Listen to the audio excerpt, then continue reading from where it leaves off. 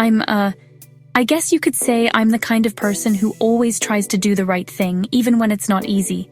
Sometimes, especially when it's not easy. This one Thanksgiving, though, it was different. We had just remodeled our house and there was a new neighbor who'd moved in a few days before. When I suggested inviting him for dinner, Dad shut me down immediately. No explanation, just a firm no. But I couldn't let it go. I mean, the guy was alone on Thanksgiving. How could we not invite him? After pestering Dad and enlisting my quasi-stepmother's help, he finally gave in. The look on his face when he came back from inviting the neighbor. I thought I'd won, but something felt off. Thanksgiving Day arrived, and with it, our new neighbor. He brought a bottle of homemade wine, which Dad seemed strangely interested in. I remember Dad asking about the recipe, the fruits used. It was like he was speaking in code. As the night went on, I watched my usually reserved father chatting and laughing with our guest. It was weird, but in a good way.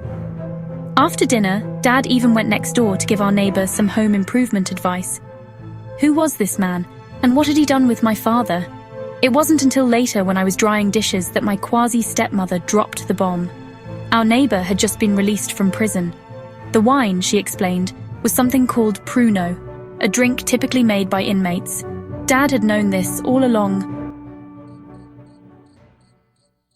Suddenly, everything clicked. Dad's reluctance, his questions about the wine, he'd known all along.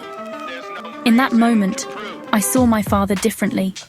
He wasn't just the stubborn man I'd grown up with. He was complex, capable of compassion I hadn't given him credit for. Over the next year, I watched as Dad occasionally visited our neighbor, lending tools and offering advice. It was a side of him I'd never seen before, one that understood the value of a second chance. That Thanksgiving taught me more than just the importance of second chances. It taught me that people, even those closest to us, can always surprise you. And sometimes, doing the right thing isn't about grand gestures. It's about small acts of kindness, even when, especially when, it's uncomfortable.